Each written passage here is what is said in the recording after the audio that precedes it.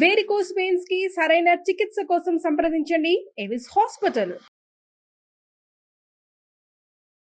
నమస్తే రమ్ గారు. నమస్తే జయ. ఏదైనా ఒక చిన్న సిరీస్ స్టార్ట్ చేస్తారా? ఒక చిన్నగా ఒక 2-3 భాగాలు ఉండేలాగా. తెలివైన వీరలక్ష్మి కథ. ఒక ఊళ్ళో పూర్వకాలంలో 4 అక్క చెల్లెళ్ళు ఉండేవాళ్ళు. అమ్మ నాన్న చనిపోయారు తొందరగా వాళ్ళకి. ఆఖరి పిల్ల కొంచెం లేటుగా పుట్టి. పెద్దక్కయ్యలు 3కి పెళ్ళిళ్ళని ఈ పిల్ల చిన్నపిల్ల. అక్కయ్యలే అమ్మా నాన్న లోటు తెలియకుండా పెంచుకున్నారు. ఆ పిల్ల పేరు వీరలక్ష్మి. ముకుంద జ్యువెలర్స్ తెలంగాణలో మొట్టమొదటి ఫ్యాక్టరీ అవుట్లెట్ మన కొత్తపేటలో ఫిబ్రవరి 14న గొప్ప శుభారంభం. అయితే కొంతకాలం పోయి ఇక పిల్ల కొంచెం 11వ ఏడు 13వ ఏడు 12వ ఏడు వచ్చాక ఒక మంచి సంబంధం చూసి పెళ్లి చేశారు. వాళ్ళు కొంచెం దూరం పెళ్లి సంబంధం. సరే పెళ్ళయింది. అప్పట్లో పెళ్ళిళ్ళు అంటే ఎంతసేపు వాళ్ళు మన ఇంటికి రావడం మన వాళ్ళ ఇంటికి వెళ్ళటం ఉండేది కాదు. ఏదో మాట్లాడుకునేవాళ్ళు, మధ్యవర్తులు వెళ్ళి చూసొచ్చి, లేకపోతే ఆ ఊళ్ళో ఉన్న వాళ్ళ చుట్టాలో ఎవరో ఆ పిల్లాడు పొడుగ్గా ఉన్నాడు, తెల్లగా ఉన్నాడు, పొట్టుగా ఉన్నాడు ఏదో చెప్పేవాళ్ళు. ఆస్తుంది స్వాస్తుంది అని. అసలు ఆ రోజుల్లో పొడుగు పొట్టి తెలుపు అందచందాల ధోరణే ఉండేది కాదు. అసలు చూసుకునే వాళ్ళు కాదనుకుంటాను కదండి. మధ్యస్థులే మాట్లాడి సంబంధం కుదిర్చేసి పెళ్లిలో డైరెక్ట్గా చూడటమే ఈ కాపురం చేసుకోవడమే అంతే. ఇంకా వేషాలు లేవు, అవకాశాలు లేవు అసలు. పాపం దాన్ని వేషం అనకూడదు కానీ ఇప్పుడు ఆ మాట వింటుంటే అమ్మో ఎంత కష్టం అసలు, అట్లెట్లా అనిపించేస్తుంది. అవును. కానీ ఇంకా 1-2 నెలల గ్యాప్లో పెళ్లి చేసుకోవడం కూడా ఇష్టపట్ల. ఒక 6 నెలలైనా మాట్లాడుకోవాలనుకుంటున్నారు. ఆ లోపల హాయిగా విడిపోవచ్చు కొట్టు తెచ్చి. సరే పెళ్ళయింది. పెళ్ళికి దూరాభారం కదా, ఏకంగా పిల్లని కాపురానికే తీసుకెళ్తాంలే అన్నారు. 2 రోజులు 3 రోజులు వాళ్ళు గుంపంతా ఉన్నారు, వీళ్ళు గుంపంతా ఉన్నారు. అంతా అయిపోయింది. పిల్లాడు వెళ్ళిపోయాడు. పిల్ల ఇంకా ఇక్కడే ఉంది. సరే పిల్ల ఈడేరింది. ఉత్తరాలు రాశారు. పండగలకి అల్లుడు గారిని రమ్మని ఉత్తరాలు రాస్తుండేవాళ్ళు. తర్వాత అని వాయిదా వేసేవాళ్ళు. ఈ పిల్ల పెద్దదైంది బాగా. ఆ ఊళ్ళో పెళ్ళిళ్ళైన పిల్లలంతా కూడా పాతకాలంలో ఏమిటి పెళ్ళవగానే కాపురాలు గట్టం మూడు పెళ్ళం ఓ ఇంట్లోనే ఉండటం అవి ఉండేవి కాదు అప్పట్లో. అందరూ అట్ల తద్ది నోములని అవని ఇవని అత్తారిళ్ళకి వెళ్తున్నారు వస్తున్నారు. మన పిల్ల ఏమీ లేదు. ఈ వీరలక్ష్మి వాళ్ళ అక్కయ్య అట్టతద్దు నోములు అవి నోవించేసింది ఇంట్లో. వాళ్ళ పెద్ద అక్కయ్య నోములు నోవించింది. ఏవో పూజలు చేయించేవాళ్ళు. పుట్లో పాలు పోయితే పెళ్ళైన పిల్ల కదా, పెళ్ళిగైన పిల్లలతో ఏం చేయించాలో అవన్నీ చేయించేస్తుండే వాళ్ళు. చేశామని వాళ్ళకి ఉత్తరాలు పంపేవాళ్ళు. ఎప్పుడో ఎవరైనా ఆ ఊరు నుంచి వస్తే కబురు చేసేవాళ్ళు. అది దూరాభారం, ఎడ్ల బళ్ళ మీద రావాలి, టైం పట్టేది. ఆ అబ్బాయి ఎప్పుడూ రాలా వీళ్ళింటికి. కొన్నాళ్ళు పోయాక చాలామంది ఈ పిల్లతోటి వాళ్ళు కాపురాలకు వెళ్ళిపోయారు. ఈ పిల్లకి ఏమీ కాపురం లేదు, ఏమీ లేదు. అది ఇంట్లోనే ఉంటూ ఉండేది. ఇప్పుడు ఆ చుట్టుపక్కల వాళ్ళు ఆ మాట ఈ మాట ఆసెమ్మ ఓసెమ్మ అనుకునేవాళ్ళు. అనుకుని ఓనాడు ఎప్పుడో నీలాటి రేవు దగ్గర ఆ వీరలక్ష్మి వాళ్ళ అక్కయ్యల్ని నేలేశారు చుట్టాలంతా, ఆ ఊళ్ళో ఉన్న ఆడంగులంతా. ఏమిటి పిల్లని కాపురాన్ని పంపరా, మీ అందరికీ పిల్లలు పుట్టేస్తారు, అదేమిటి కాపురం లేకుండా ఇక్కడే ఉంది అనేసరికి వాళ్ళ అక్కయ్యలకి ఏం చేయాలో తెలియలే. వాళ్ళేమో దూరభారం అవటం వల్ల రావట్లేదో, ఏదో వ్యాపారంలో దిగాడని ఒక కబురు వచ్చింది, అదో ఇంకోటో ఆయన ఇంకెక్కడికైనా దూరదేశం పోయాడో వీళ్ళకి తెలీదు. చాలా ఆలోచించుకుని అక్కయ్యలు 3 కన్ను గెలుపుకుని, కాదండి మా వెంకయ్య మరిది, వెంకయ్య అతని పేరు, ఆ పెళ్లి కొడుకు పేరు, మా వెంకయ్య మరిది గారికి బోల్డు వ్యవసాయం ఏదో వ్యాపారం కూడాటాను కొత్తగా మొదలుపెట్టారట, అవన్నీ చూసుకుని 4 చూసుకుని రావద్దు, వస్తారు ఎప్పుడో, వచ్చినప్పుడు పంపిస్తాం పిల్లని, ఏముంది అని ఏదో కోసారు. ఈ కోతలైనాయి. ఇప్పుడు పెళ్లి కొడుకు పేరు వెంకయ్య, ఆయనకి దూరాభారంగా వ్యాపారం ఉంది. ఈ వ్యవహారాలన్నీ మాట్లాడుకుంటారు. ఆడాళ్ళు కూర్చుని మాట్లాడుకుంటే ఏముంది, పూసలు గుచ్చేస్తారు చక్కగా. అట్లా వాళ్ళ ఇల్లు, వాళ్ళ వాకిలి, వాళ్ళ అమ్మ నాన్న అక్క చెల్లి మేనమామ మేనత్త వాళ్ళ పిల్లలు ఎవరెవరు ఏ ఊళ్ళల్లో ఉన్నారు ఈ డిస్కషన్ అంతా పెట్టారు ఆ చెరువు దగ్గర. ఆ ఊళ్ళోకి దొంగతనానికి ఒక గుంపు వచ్చింది. వాళ్ళల్లో ఒకడు ఏదో కొట్లో ఇంచి ఒకటి దొంగతనం చేసి వచ్చి చెరువు పక్కన ఉన్న రెల్లు పొదలో దాక్కున్నాడు. మొత్తం స్టోరీ అంతా గుచ్చిన పూసలన్నీ లెక్కెట్టుకుని రంగులు కూడా గుర్తుపెట్టుకున్నాడు. పొద మీద నుంచి లేచి నిలబడి చూస్తే చక్కగా మెళ్ళ నిండా నగలు పెట్టుకుని చేతుల నిండా గాజులు కళకళ్ళాడుతూ చెయ్యెత్తునుంది వీరలక్ష్మి. పిల్ల దగదగలాడిపోతుంది, మెళ్ళోనూ దగదగలే ఉన్నాయి. ఆ వెంకయ్య వేషం ఏదో గడితే ఈ పిల్లని కొట్టేయచ్చు అనుకున్నాడు వాడు. సరే అప్పటికి ఊరుకుని వీళ్ళందరూ ఇంట్లోకి వెళ్ళిపోయాక 3వ రోజు పొద్దునే చక్కటి బట్టలు ధరించి అత్తరేదో పూసుకుని కాస్త మరి పువ్వులు పళ్ళు అవి పట్టుకుని కొత్త చెప్పులు కిరుకిరుమంటూ ఉండగా వీళ్ళింటికి వేయించేశాడు దొంగ. అదేమిటి గుర్తుపట్టలేదా, నేనే వెంకయ్యనే అన్నాడు. వీళ్ళు అవునవును అన్నాడు. ఆ పిల్ల పెళ్ళి 5 సంవత్సరాలు అయింది. ఏం గుర్తుంటది? ఏం గుర్తుంటుంది, వాళ్ళు వెంకయ్యనని ఎవడొస్తాడు, ఫలానా ఊరి నుంచి వచ్చాను అన్నాడు, మా అమ్మ ఇట్టా ఉందన్నాడు, మా చెల్లి ఇట్టా ఉందన్నాడు, చెల్లిని కాపురాన్ని పంపించాం వీరవరం అన్నాడు. అవన్నీ కలుస్తున్నాయి. ఈ వెంకయ్య వీడేనో కాదో వీళ్ళకి తెలియదు, కానీ వెంకయ్యనని భావించారు అక్కయ్యలు. అనుమానం కూడా లేదు. అనుమానం లేదు. పిల్ల కొంచెం సిగ్గుబడి లోపలే ఉంది, కానీ మెల్లిగా భర్తకి పరిచయం చేయడానికి కాఫీ కాకపోతే ఏదో తీర్థం ప్రసాదం ఇవ్వడానికి దగ్గరికి వెళ్ళి చూస్తే ఇదేమిటి వీడు ఇలా ఉన్నాడు అనుకుంది పిల్ల. పెళ్లి నాటికి దానికి ఒక 12-13 సంవత్సరాలు ఉన్నాయి. అప్పుడు తనకు గుర్తుంది, తన మొగుడు తనకంటే పొడుగాటివాడు, చక్కగా అందంగా ఉన్నాడు, చాలా తెలివిగా ఉన్నాడు. ఇటు పిచ్చి మొహం లాగా ఉన్నాడా? వాడికి అప్పటికో 20 ఏళ్ళు ఉన్నాయి ఆ కుర్రాడికి. వీడు చూస్తే వీడంత తెలివిగా కనిపించట్లేదు, వీడి మొహము అందంగాను లేడు, మామూలుగా ఉన్నాడు, వెగటుగా లేడు, బాగానే ఉన్నాడు. కానీ బాగుండటం కాదు, వాడు చాలా బాగున్నాడు. వీడు తన మొగుడు కాదేమోనని పుట్టింది పిల్లకి. అక్కడికి ఓసారి 2 సార్లు మా ఆయన ఏమిటి ఇంత పొట్టిగా ఉన్నాడు, అప్పుడు ఇంకా పొడుగ్గా ఉన్నాడు కాదుటే అక్కయ్య అని అడిగేసరికి వాళ్ళ అక్కయ్య వేళాకోళ చేసి, వసిని నువ్వు అప్పుడు మీ ఆయన పక్కన నుంచున్నావుటే ఇలా అడిగారు. సిగ్గుపడింది పిల్లకి, ఏం చెప్పాలో తెలియలే. ఎక్కడో కొట్టేస్తోంది వీడు మొగుడు కాదేమో, వీడు మా ఆయన కాదు అని. ఎంత అనుకున్నా వీళ్ళు పడనివ్వటం లేదు అక్కయ్యలు. పైగా చుట్టుపక్కల వాళ్ళతో పడలేకుండా ఉన్నారు వాళ్ళు. పిల్లని కాపురానికి ఎప్పుడు పంపిస్తాం, అది 14వ ఏటే మెచ్యూర్ అయింది, ఇప్పుడు 18వ ఏడు వచ్చింది. 4 సంవత్సరాలు పిల్లని ఇంట్లో అట్టు పెట్టుకుంటే కష్టమే. ఆ ఊళ్ళలో అలా చేసేవాళ్ళు కాదు. మెచ్యూర్ అయ్యాక ఒక 2-3 నెలల్లో పంపేసేవాళ్ళు ఆ రోజుల్లో. బాగా పోషించి మెచ్యూర్ అయిన 3-4 నెలల కల్లా కాపురాన్ని పంపేసేవాళ్ళు. అప్పటి నుంచి స్టార్ట్ అయ్యేది వాళ్ళ కాంజుగల్ లైఫ్. ఇప్పట్లాగా 25 ఏళ్ళు రావాలి, 30 ఏళ్ళు రావాలి, పిల్లలు చిన్నపిల్లలు ఆ ఫీలింగ్స్ ఉండేవి కాదు. మెచ్యూర్ కాకపోతే చిన్నపిల్ల, వన్స్ మెచ్యూర్ అయిందా పెద్దదే. పిల్ల బలహీనంగా ఉంటే పోషించేవాళ్ళు, దాన్ని బాగా పోషణ చేసి పిల్లలు ఏపుగా ఉండేవాళ్ళు. ఈ పిల్లకి ఏం చేయాలో తెలియలేదు.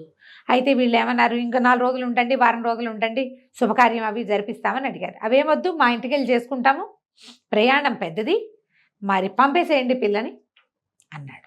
అనేసరికల్లా సరే, వాడికేంటి ఎక్కడ తన బండారం బయటపడుతుందో అని వాడి భయము.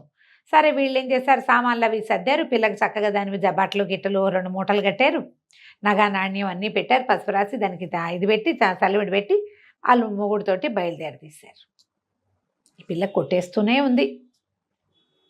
సరే ఏదో ఊరు అతను తీసుకెళ్తాడు అనుకున్నారు. ఓ బండి ఇచ్చారు, పాలేరుని పంపిస్తా అంటే పాలేరు అక్కర్లేదు, బండి ఉంటే చాలు అన్నాడు. నేను తీసుకెళ్ళిపోతాను, వచ్చేటప్పుడు ఎవరిదో బండిలో వచ్చా, మీరు బండి ఇప్పించానంటే ఊళ్ళో ఓ బండి ఇప్పించారు. బండి వేసుకుని భార్యని వెంట పెట్టుకుని తీసుకుపోయి పిల్లని వెంట పెట్టుకున్నాడు. వీరలక్ష్మిని తీసుకెళ్ళి ఎంతో దూరం వెళ్ళిపోతాం అనుకుంది. ఇది అంత దూరం వెళ్ళల. మర్నాడు ఉదయం బయలుదేరారు. మధ్యాహ్నం కాస్త అయ్యేసరికి ఓ చోట ఒక పల్లెలోకి తీసుకెళ్ళాడు. ఆ పల్లెలో ఒక 10-12 ఇళ్ళు ఉన్నాయి. ఆ 12 ఇళ్ళు దొంగలవే. వాడు ఎక్కడికి తీసుకెళ్తాడు పాపం, వాడి ప్లేస్కే వాడు తీసుకెళ్ళాలి. వాడిని పాపం అంటున్నావు, పాపం నువ్వు. అక్కడి నుంచి ఆ గుడిసెల్లో ఒక పెద్ద గుడిసెగా ఉన్న దాని దగ్గరికి వెళ్ళి, అమ్మ తలుపు తీవే, కొత్త కోడల్ని తీసుకొచ్చాను, తీవే అని తలుపు కొట్టాడు. లోపల నుంచి ఒక ముసలి మామ వచ్చి తలుపు తీసింది. బంగార బొమ్మలా ఉంది. వీరలక్ష్మిని చూసేసరికి ఆవిడ సంతోషించేసింది. అయ్యి బాబోయ్ ఎంత బాగుంది పిల్ల, ఎంత చక్కటి పిల్లరా, ఎంత చక్కటి పిల్లని తెచ్చావరా నాయన, బంగారు కొండ అంది. సరే పిల్లని లోపల ప్రవేశపెట్టారు. అది బయటికి గుడిసెగా ఉంది, కానీ లోపల బోలెడన్ని బట్టలు, ఒక దండం మీద బోల్డని పట్టు చీరలు పడేసి ఉన్నాయి. వీడు ఎక్కడి నుంచో కొట్టేసుకొచ్చాడు బయట. అక్కడి నుంచి ఇంతవి ఎన్ని వెండి సామాన్లో, బోల్డని వెండి సామాను. అవి కూడా ఏమి వీళ్ళు పొట్లం చేస్తున్నట్టుగా లేవు, పక్కన బారేస్తున్నాయి అవి. మన ఇంట్లో వెండి సామాను అంటే మనం ఏం చేస్తాం, దాచుకుంటాం. దాచపోయినా వెండి కంచాలు ఓబొత్తి, గ్లాసులు ఓబొత్తి, ఇత్తడి గిన్నెలు ఉంటే గిన్నె మీద గిన్నె పెట్టి వైనంగా పెట్టుకుంటారు. మన ఇంట్లో సామాన్ అయితే మనం ఎక్కడి నుంచైనా తెచ్చినవైతే, ఇప్పుడు మనం ఊరెళ్ళి వచ్చాము, సామాన్లు ఎట్లా ఉంటాయి, బజార్ వెళ్ళి వచ్చాము, అవన్నీ కుప్పల్లా పడేసి ఉంటాయి. బయట నుంచి తెచ్చినవి కుప్పల్లా ఉంటాయి. ఆల్రెడీ ఇంట్లో ఎగ్జిస్టింగ్ సామాన్లు జాగ్రత్తగా పెట్టు, వైనంగా కుదురుగా మటసంగా పెట్టబడి ఉంటాయి. ఇక్కడ ఏం మటసాలు అవి ఏం లేవు, ఇసురు పడేసి ఉన్నాయి. ఇంకా సద్దని సామాన్లు అన్నమాట అవి. ఇంకా వాటిని సెగ్రిగేట్ చేసి దేనికి దానికి సెపరేట్ చేయబడాల. అమ్మో ఊరు నిండా దొంగతనాలు అవుతున్నాయి, ఈ చచ్చినవాడు ఆ దొంగ కాబోలు భలే దొరికేశాను, ఇప్పుడు ఎలాగా కనిపెట్టేసింది పిల్ల. పెట్టేస్తే దానికి అర్థమైపోయింది. ఎందుకంటే వాళ్ళది పల్లె కాదు, దానికి తెలిసినంత మటుకు 7 ఇళ్ళే ఉండటం ఏమిటి, పూరిళ్ళు ఉండటం ఏంటి, వాళ్ళది మండుబా ఇల్లు గుర్తుంది, తన ఆడబడుచు వాళ్ళు చెప్పినవి. ఉయ్యాల బల్ల ఉంది మా ఇంట్లో, తోట ఉంది, ఇక్కడ తోట లేదు, ఏం లేదు, ఉయ్యాల బల లేదు, అంతా ఒకటే రకంగా ఉంది. సరే బాగా ఆలోచించుకుని ఏం చెప్పిందంటే, అత్త మరేమో మాకు అట్ల తద్ది నోవు ఉంది, నోవు తీర్చకుండా కాపురం చేసుకోకూడదు, మరి మా ఇంటి దగ్గరే ఉండు, నోవులు తీర్పించి పంపిస్తామని మా అక్కయ్య వాళ్ళు చెప్తే నీ కొడుకేమో నీకు నన్ను చూపించాలని తీసుకొచ్చేసాడు, మరి అట్ల తద్ది నోవులు చేసుకోవాలత్త, నోవు చేసుకుని అప్పుడు కాపురం పెట్టుకుంటాము అన్నది. అని చెప్పేసరికల్లా ముసలావిడంది, అవును రోయ్, దేవుళ్ళతోటి చాలా కష్టం, అవన్నీ చెయ్యాలి మనం, అవన్నీ పట్టుకురమ్మంది. సరే ఏమేం కావాలో చెప్పమన్నాడు. ఇప్పుడు పిల్ల బాగా ఆలోచించి కొబ్బరికాయలు, గిబ్బరికాయలు, తమలపాకులు, గిమ్మలపాకులు, కాటిక్కాయలు, గీటిక్కాయలు, చేటలు, గీటలు, పీటలు, గీటలు అని మొత్తం వాడి కాగితం తెచ్చుకున్నాడు, రాసుకున్నాడు ఫుల్. చేటలు 3, గీటలు 3, కొబ్బరికాయలు 3, గిబ్బరికాయలు 3, కాటికాయలు, గిటికాయలు, పసుపు కుంకం, ఇంకం, పసుపు గిసుపు, ఇక దాని ఇష్టం. మొత్తం లిస్ట్ అంతా చెప్పింది. వీడు అన్నీ రాసేసుకున్నాడు. సరే తెస్తానన్నాడు. వాడు పోయాడు.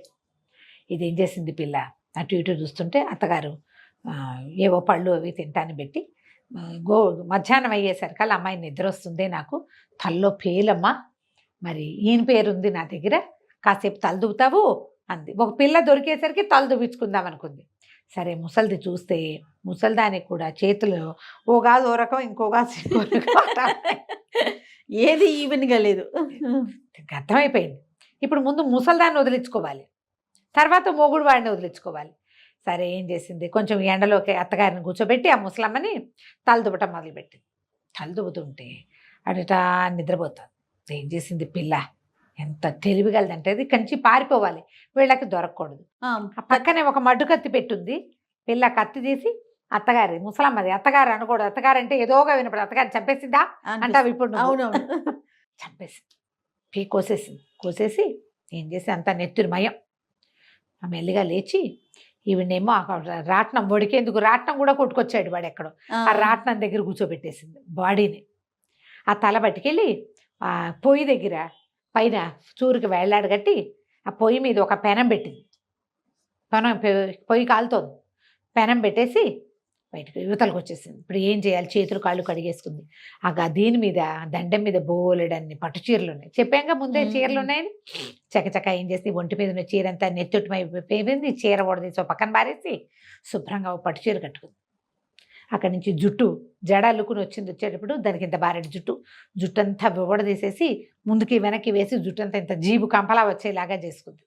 ఇక అక్కడి నుంచి తను తెచ్చిన సామాన్లలో బండి దించుకుని సామాన్లు తెచ్చారుగా, అక్కయ్య వాళ్ళు పసుపు కుంకాలు ఇచ్చారు కదా, ఇంత పసుపు తీసి బాగా ముద్దలా కలిపి మొహానికి చేతులకి పట్టించేసుకుంది. పచ్చగా ఇంత కుంకం తీసి కుంకం పెట్టేసుకుని పక్క నుంచి ఒక వేప చెట్టు 4 వేప మండలు విరుచుకుని వేప మండలు పుచ్చుకొని ఇంటి వైపుకి నడవటం మొదలుపెట్టి వెళ్ళాలి. ఇది అంత పొద్దున బయలుదేరి మధ్యాహ్నానికి చేరారు. ఆ వైపుకి నడిచి వెళ్ళాలిగా ఇది. సరే అక్కడి నుంచి నడిచి వెళ్తుంటే ఈ లోపల మనవాడు వెంకయ్య ఉన్నాడుగా, వీడు కాస్త షాప్కి వెళ్ళి సామాన్లు అవి ఇవి కొనుక్కొచ్చాడు. ఆ కొనుక్కొస్తే వాళ్ళు కొబ్బరికాయలు అని ఇచ్చారు. గిబ్బరికాయలు నీ బొందా అన్నారు వాళ్ళు. కాటికాయ గీటికాయ ఉంటుంది, నీ బొందా అని తిట్టి ఒక షాపులో అయితే చెంపకాయ కొట్టాడు. ఏంటి పదే సతాయితో ఇచ్చిన బుచ్చుకెళ్ళు, నీ లిస్టు ప్రకారం ఇచ్చేసాం అన్నారు. దొంగ వెంకయ్య ఏం చేశాడు, సామాన్లు మోసుకుని వస్తున్నాడు. అప్పటికి కొంచెం చీకటి పడింది. ఇదంతా మధ్యాహ్నం, అమ్మాయి ఎక్కడుంది, సాయంకాలం అయిపోయింది. ఆ సాయంకాలం కొంచెం ఏంటంటే చలికాలపు వేళ అవడంతో పొద్దు తొందరగా తిరిగిపోయింది. దూరం నుంచి చూస్తూ వీడికి ఎవరో నల్లటి ఆకారం కనపడుతోంది, ఏమిటా అని చూస్తే ఇది గుర్తుపెట్టేసింది పిల్ల. సంచి మోసుకొస్తున్నాడు వీడేనని. శివ వచ్చినట్టు రాయట మోగటం మొదలుపెట్టింది ముందుకి వెనక్కి. ఊగుతుంటే వీడు అయ్యి బాబోయ్ దెయ్యం కాదు రోయ్, దేవతల్లి ఉంది. దగ్గరికి వెళ్తే ఏముంది, ఆ మహంకాళి స్వరూపంలో ఉంది, పసుపచ్చగా మొహనిండా పూసింది, ఇంత బొట్టు, తర్వాత జుట్టేమో విరబోసుకుంది. పొద్దున ఏం చేసింది, బిగువుగా వేసుకున్న జడంతా ఊడదీసి జుట్టు విరబోసుకుంటే మనమే కొంతమందిని గుర్తుపట్టలేం. అక్కడి నుంచి వేప మండలు, పెద్ద శివం వచ్చినట్టు ఊతూ, ఏరా వెంకయ్య వచ్చాబా, మీ ఆవిడ చెప్పిన సామాన్లు అన్నీ తెచ్చాబా అని అరిచి కేకలు పెట్టేసరికల్లా, అమ్మో మా తల్లి ఎందుకు తేలేదమ్మా, తెచ్చానమ్మా, అన్ని సరుకులు తేలేదు, మా ఆవిడ ఇంత లిస్ట్ రాసింది, అందులో కొన్ని వచ్చినాయి కొన్ని రాలేదు అంటే, నువ్వు ఎందుకు తేలేదు, అవన్నీ తేకపోతే నా వ్రతం ఎట్ట పూర్తవుతుందిరా అని మళ్ళీ కేకలు పెట్టింది. తల్లి నువ్వు తలుచుకుంటే జరగందేముంది, అన్నీ దొరకాలని వరం ఇవ్వు, తెచ్చుకుంటానంటే అలాగే అవన్నీ ఇక్కడ పెట్టి నువ్వు వెళ్ళిపో అంది. వీడేం చేశాడు, సంచి మూసుకొచ్చాడుగా, ఆ మోసుకొచ్చిన సంచి కొబ్బరికాయలు, పసుపు కుంకాలు, వక్కలు, తమలపాకులు, అరటిపళ్ళు, ఆ తర్వాత ఏమో జాకెట్ ముక్కలు, కాటికాయలు, పసుపు కొమ్ములు అలాంటివేవో తెచ్చాడు. అన్ని వ్రతానికి చేటలు చిన్న చిన్నవి అవంతా మూట అక్కడ పెట్టాడు. పెట్టి వెనక్కి వెళ్ళాడు. వెనక్కి వెళ్ళగానే ఈ పిల్ల ఏం చేసింది, ఇక లగెత్తింది మూట మోసుకుంటూ వెళ్ళిపోయి ఊరు చెరువు దాకా వెళ్ళిపోయింది. చీకటి పడిపోయింది, పరిగెత్తేసింది బాగా మూట మోసుకుంటూ. పల్లెటూరు పిల్లలకి ఏముంది, వాళ్ళకేం మూటల గిట్లు లెక్కే లేదు. ఆ మూట పక్కన పెట్టి చీర విప్పి పక్కన పెట్టి శుభ్రంగా మొహం అంతా బాగా కడుక్కుని బిగుగా జడేసుకుని మళ్ళీ పట్టు చీర చక్కగా కట్టుకుని సామాన్లు మోసుకుంటూ రాత్రి వేళ ఇంటికి చేరింది. అక్కయ్య వాళ్ళు తెల్లబోయారు, ఇదేమిటే ఇట వచ్చావు, మీ ఆయన ఏడే అన్నారు. మా ఆయనకి పడిపోయినంత పని ఏదో వచ్చిందిట. అంచేత నన్ను ఏం చేశాడు, మళ్ళీ వెనక్కి నడిచొచ్చి నన్నేమో మన ఊరు చెరువు దగ్గర దిగబెట్టి చేశాడు. ఊరు మగదల్లో నువ్వు ఇంటికి వెళ్ళిపో, మన వ్రతం ఇది ఉంది కదా అట్లా తద్ది నోము, అదేమో నన్ను ఇక్కడే చేసుకోమని సామాన్లన్నీ కొనిచ్చాడు అని చెప్పేసరికి అక్కయ్యలకి ఈ విషయం చెప్పాల. చూస్తే పిల్ల చక్కగా మంచి పట్టు చీర కట్టుకుంది. వీళ్ళ దగ్గర అంతా మామూలు చీర, మామూలు వాళ్ళు ఏదో పర్వాలేదు, వీళ్ళు అంత ఖరీదైన పట్టు చీర పిల్లకి కట్టబెట్టాడంటే మరి బాగుంది. సరే సామాన్లన్నీ వచ్చేసినాయి, పండగ సామాన్లన్నీ, అట్టతది సామాన్లు లోపల పెట్టారు. పిల్లని లోపల తీసుకుపోయారు. అదేదో కాస్త వాళ్ళ అమ్మ అక్క వాళ్ళ అన్నం పెడితే ఓ మొద అన్నం తిని పడుకుంది. కానీ దాని భయంగానే ఉంది, ఏమైపోతుందో అన్ని. ఈ లోపల ఈ పిల్ల ఇల్లు చేరే సమయానికి వాడు కొట్ల అన్ని దగ్గరికి వెళ్ళి అన్ని చోట్ల గీటికాయలు, గిబ్బరికాయలు, గీటికాయలు, కుంకం, గింఖం అన్నది ఇచ్చింది కదా, గింఖం, గిసుపు ఇలాంటివి అడిగి అందరితోటి తిట్లు, కొన్ని చోట్ల చెంపకాయలు తిని బతుకు జీవుడా అని మళ్ళీ చెరువు దగ్గరికి వచ్చి చూస్తే ఏముంది, ఆ చెరువు పక్కన సామాన్లు లేవు, దేవత లేదు. అయ్యయ్యో వరం ఇస్తుంది అనుకుంటే మన సామాన్లన్నీ కొట్టుకుపోయిందే. దిందుంప దగ్గర ఎవడో వేషం వేశాడు, నాకు తెలియలేదనుకుని సరే ఇంటికి వెళ్ళిపోదాం, ఈ సంగతి రేపు పొద్దున్న చూద్దామని ఇంటికి వెళ్ళాడు. ఇంటికి వెళ్ళేసరికి వాడింటికి వెళ్ళేసరికి రాత్రి అయిపోయింది. ఇక అక్కడి నుంచి తలుపు కొట్టాడు.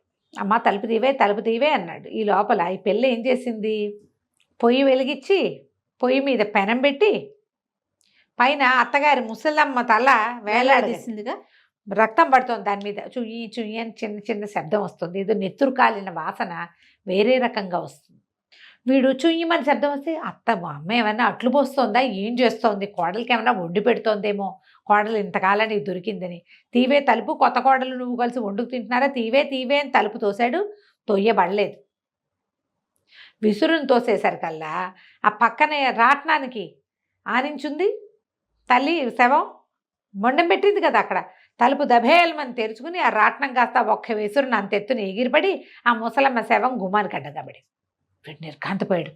ఏది అమ్మ తల్లేదు, శరీరం తెలుస్తుంది తల్లిదని. అమ్మా వెలుగు ఏదో చిన్న దీపం ఉంది వాళ్ళ ఇంట్లో, ఎక్కువ వెలుగేం లేదు, ఏదో బయట ఉన్న వెన్నెల వెలుగు వాడికి అర్థం కాల.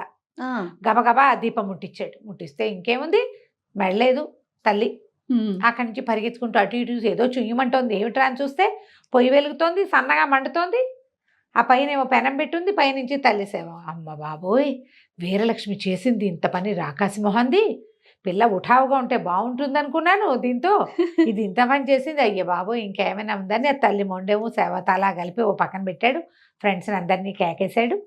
వీరలక్ష్మి దొంగ మొహంది ఇంత పని చేసింది, మన కొంప ముంచేసింది. రేపొద్దున మా అమ్మకి ఉత్తర క్రియలు చేసుకోవాలని తెల్లవారే తల్లికి ఉత్తర క్రియలు చేశారు. ఉత్తర క్రియలు చేసిన తర్వాత ఏం చేశారు, సరే చీకటి పడింది. సాయంత్రం అయిపోద్ది. ఈ కథ అంతా అయ్యేసరికి చీకటి పడి ఒకవేళ పిల్ల వెనక్కి చేరిపోయిందేమో, వాళ్ళ ఇంట్లో ఏం చెప్పిందో, అసలు పిల్ల ఇంట్లోకి చేరిందో లేదో ముందు చూద్దామనుకున్నారు. 6 దొంగలు వాళ్ళు. వీళ్ళు గొడ్లని కాసుకుంటూ ఉంటారు. ఆవులు ఉన్నాయి వాళ్ళకి పుష్కలంగా. ఆవులు కాసుకుంటూ చుట్టుపక్కల ఊళ్ళ చుట్టూతా తిరిగి ఎవరింట్లో వెసులుబాటుగా ఉంటుందో చూసుకుని అక్కడ దొంగతనం చేస్తారు. మామూలుగా వాళ్ళు పశువుల కాపర్లలాగానే కనపడతారు. ఆవులు మేపుకుంటూ తిరుగుతారు. ఆ ప్రాంతాల్లో ఎవరైనా ఒంటరిగా నడిచి వెళ్తున్నారనుకో వాళ్ళని లూటీ చేస్తారు. అది వాళ్ళ స్టైల్ అన్నమాట. సరే ఏం చేశారు, ఈ 6 మళ్ళీ బయలుదేరారు. 5 యువతలు నుంచున్నారు. ఈ వెంకయ్య వెళ్ళి ఇలా ఇంటి దగ్గర దాకా వెళ్ళాడు. ఆ అమ్మాయి గది తెలుసు వాడికి, ఎందుకంటే 3 రోజుల ముందు ఇంట్లోకి వచ్చాడు, చూశాడు. అయితే ఆ అమ్మాయి గదికి ఆ పిల్ల లోపల భాగంలోకి వెళ్ళాక ఒక పక్క నుంచి వెళ్ళొచ్చు, పెడగా ఉంది ఆ గది, కిటికీ ఉంది. ఈ పిల్ల ఏం చేసింది, తెల్లవార్లు ముందు రోజు రాత్రి నిద్రపోయింది. ఈ రాత్రి దానికి భయం పట్టుకుంది. వీళ్ళేమి చడి చప్పుడు కాకుండా ఉన్నాడేమిటి, వచ్చి ఇంటి మీద పడతాడేమో, వాడే మొగుడని వీళ్ళు అనుకుంటారు. ఇది కాదని చెప్పాలా, భయపడిసేస్తారని. ఏం చేస్తారో అని ఏం చేసింది, రాత్రి ఒక ఇంత పిడిబాకు ఒకటి దగ్గర పెట్టుకుని కూర్చుని ఉంది కిటి గదిలో.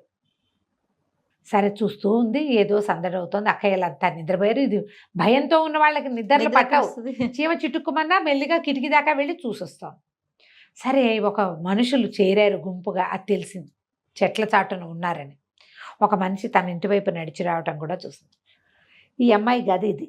వాడు ఏం చేశాడు, ఇట్లా కిటికీకి మొహమానికి, చీకట్లో ఎట కనపడుతుంది మనకి, బాగా చూస్తే కాసేపటికి కనువెలుగు ఏర్పడి మనకు అక్కడ ఏముందో తెలుస్తుంది. ఫస్ట్ టైం చూస్తే చీకటి గుయ్యారంగా ఉంటుంది, సైన్స్ అంతేగా.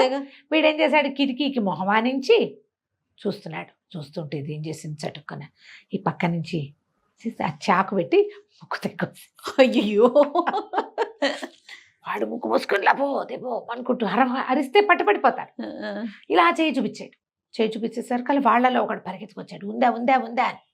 వీడు ముక్కు పుచ్చుకుని అవతలకు నడిచే లోపల రెండో వాడు మొహమాన్ని ఇచ్చాడు, వాడు ముక్కు కోసేసింది. 6 ముక్కులు తెగిపోయినాయి. 6 ముక్కులు పడ్డాయి ఇంట్లో.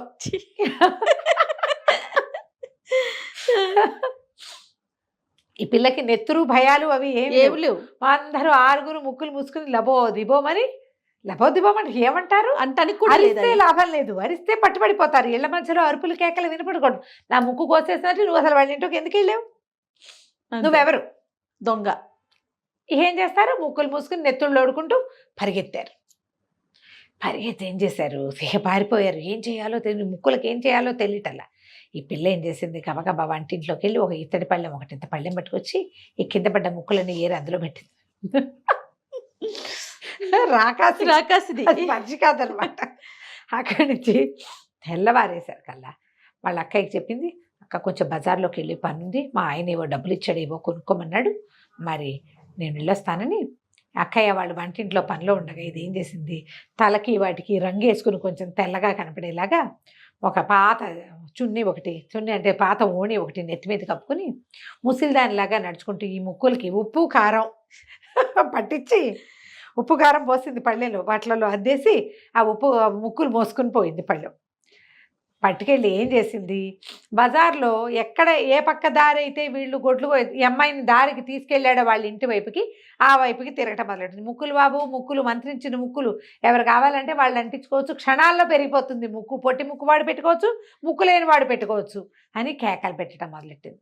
అక్కడ ఒక చెరువు కట్టుంది. వీళ్ళు రాత్రి ముక్కులు ఓడుతూ ఏం చేస్తారు, మొహాలు కడుక్కోవడానికి చెరువు దగ్గర దిగి ఉంటారు.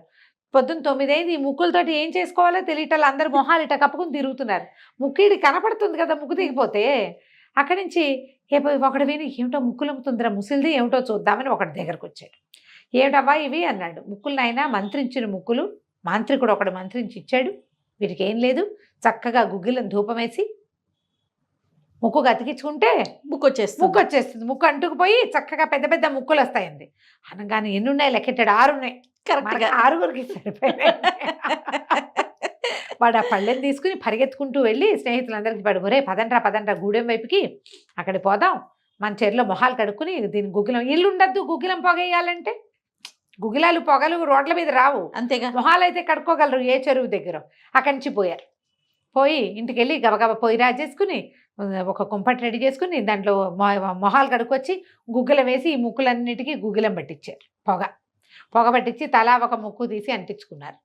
వీళ్ళకి ఆల్రెడీ ఇక్కడంతా పుండుందా, దీనికేమో ఉప్పు కారము, అదనంగా గుగ్గిలము. ముక్కుకు తగిలేసరికి ఆ పుండు కాస్త భాగ్గుమని మండిపోయి కేకలు పెట్టి ఏడ్చి శోకాలు పెట్టేశారు అందరూ. ఏం చేయాలో తెలియదు, బయట పారేశారు. ప్రతివాడు చూసుకున్నాడు, ఒరే ఇవి మన ముక్కులేనో లేవున్నారు, అయ్య బాబోయ్ రాకాసి మన ఎంత పనిచేసింది గుర్తించారు. ఇవాళ రాత్రి దీని అంతు చూడాలి. పగలు ఏం చేయలేరు వాళ్ళు, పగలు వాళ్ళ వల్ల కాదు, రాత్రి దీని అంతు చూద్దాం అనుకున్నారు. సరే పిల్ల ఆ పూటకి అయిపోయింది, ఇంటికి వెళ్ళిపోయింది. మళ్ళీ ఓణి మామూలుగా వేసేసుకుని తలకంటిన ముగ్గంతా దులిపేసేసుకుని ఇంట్లోకి వెళ్ళిపోయింది. సరే అక్క ఇంకా ఇప్పుడు హ్యాండిల్ చేయలేనేమో అని అనిపించడం మొదలెట్టింది.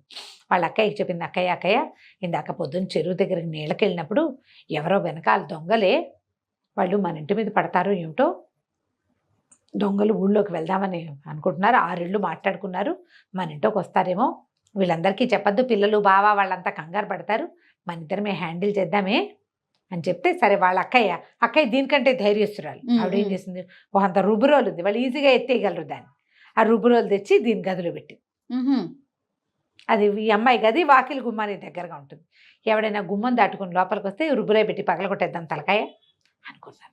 సరే అక్క చెల్లి ఇద్దరు మెలకుగానే ఉన్నారు, ఇంటిల్లి పాది నిద్రపోయారు. రాత్రి అయ్యేసరికి వెంకయ్యకే ఈ ఇల్లు ఆనుపాను తెలుసు, ఆ పిల్ల గది ఎక్కడుందో తెలుసు. వాడు అలాగా తలుపు తీసుకుని అమ్మడి గదిలోకి వచ్చేసాడు, వీరలక్ష్మి గదిలోకి. ఈ గదిలోకి రావటం ఏమిటి, వాళ్ళ అక్క చెల్లి ఇద్దరు కలిసి ఆ రుబ్బురోలు పెట్టి నడ్డి మీద ఒక్కటి పెట్టారు. అదిరిపోయింది. అక్కడి నుంచి ఇంత రోలు పెట్టి కొట్టారు, ఇంత రోకలు ఉంటాయి పచ్చడి బండ, అది పెట్టి నెత్తి తలకాయ చిత కొట్టారు. చిత కొట్టి ఇప్పుడు ఏం చేయాలి వీడిని, వాళ్ళ ఇంట్లో ఒక పెద్ద పెట్టు చెక్క పెట్టే భోషాణం లాంటిది, పాత బట్టలు పెట్టారు. ఈ మనిషిని ఇద్దరిని వాడిని ఎత్తి ఇద్దరు కలిసి ఆ పెట్లో పడేసి తాళం పెట్టారు. పడుకుని నిద్రపోయి రారు. ఈ లోపలికి వెళ్ళిన వాడు బయటికి రాకపోవటంతో వాళ్ళు ఊరుకున్నారు. ఈ లోపల ఏమైంది, కుక్కలేవో మురుగుతున్నాయి, వీళ్ళు బెదిరారు. ఆ పిల్లని చంపేస్తానన్నాడు వాడు.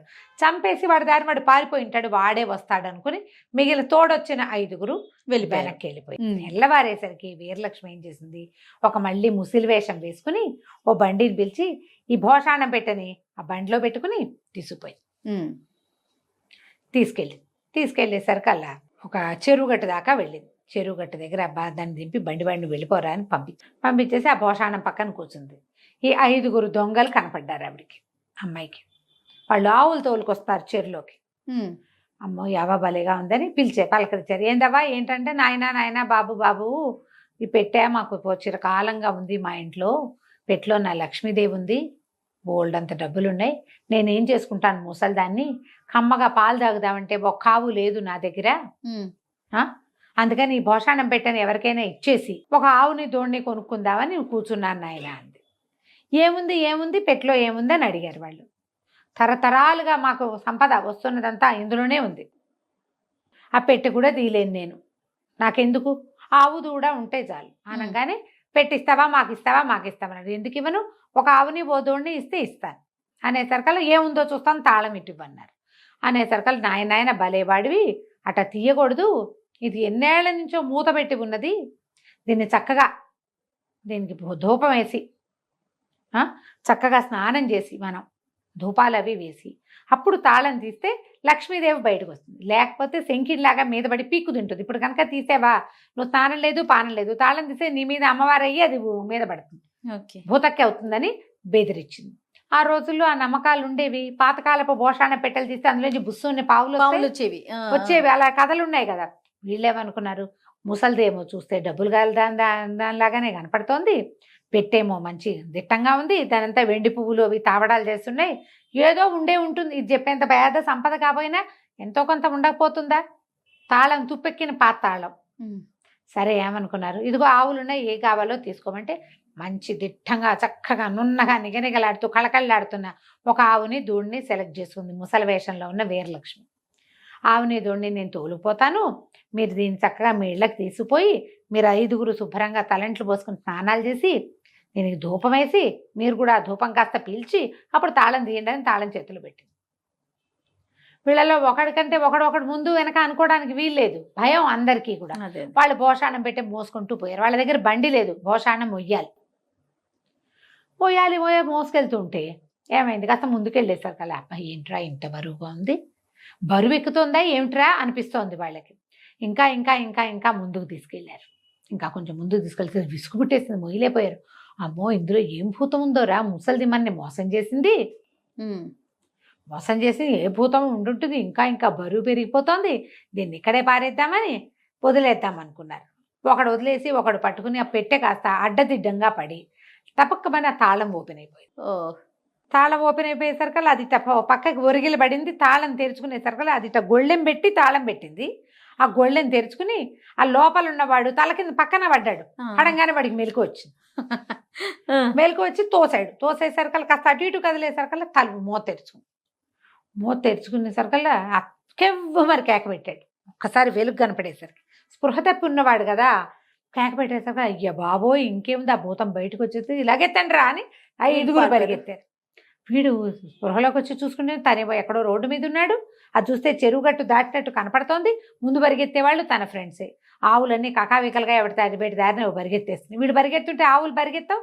ఒరే ఒరే ఆగండ్రా ఆగండ్రా మీ దుంపల దగ్గర వీడు ఎంత అర్చన, అయ్య బాబోయ్ వెంకయ్య గొంతుతో పిలుస్తోందిరా పిశాచం, ఇంకేముంది అని పరిగెత్తారు. వాళ్ళ వెనకాల పడి వీడు పరిగెత్తడం మొదలెట్టాడు. ఎంత పరిగెత్తినా వాడు వీడికి అందలా. కానీ ఆ పరిగెత్తే 5గురిలో ఒకడికి రాయేదో తగిలి వాడు దభేలను ముందు పడ్డాడు. పడగానే వీడు పరిగెత్తుకుంటూ వెళ్ళి వాడిని కావిటేసుకున్నాడు వెంకయ్య. ఒరే మీ దుంపల దగ్గర ఎందుకు పరిగెడుతున్నారు రా, నేను వెనకాల నుంచి కేకేస్తుంటే తల పోటెత్తిపోతోంది, ఏదో తగిలింది నెత్తికి, వీపులు నొప్పిగా ఉంది, నేను ఎంత పరిగెత్తినా ఆగి చావరేరా మీ మొహాలు మండ అని తిట్టడం మొదలెట్టాడు.